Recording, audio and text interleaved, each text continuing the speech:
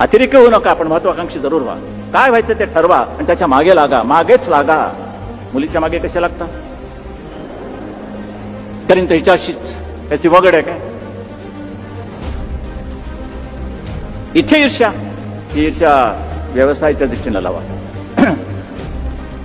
वय किती आहेत हे मी उभं केल्याशिवाय राहणार नाही. त्या दृष्टीने तुम्हाला नंतर आपोआप मार्गदर्शन होत असतं, आपोआप तुम्हाला मार्ग मिळतात.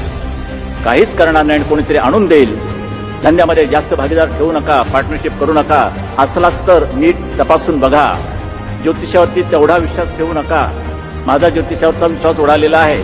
तुम्ही फार ठेवू नका. ज्योतिषांचा धंदा मला बसवायचा नाही. काही चांगले असू शकतात, पण चांगला असला तरच बघा, नाही तर नाही. आणि मग स्वतःच्या कर्तृत्वावरती ज्यावेळेला तुम्ही उभं राहाल आणि निश्चित ठामपणाने विचार कराल, त्यावेळेला तुमच्या सुद्धा विचारांच्या या आश्वाला पंख फुटल्याशिवाय राहणार नाही. एवढा आत्मविश्वास बाळगून मी तुर्त आपली रजा घेतो. जय हिंद, जय महाराष्ट्र.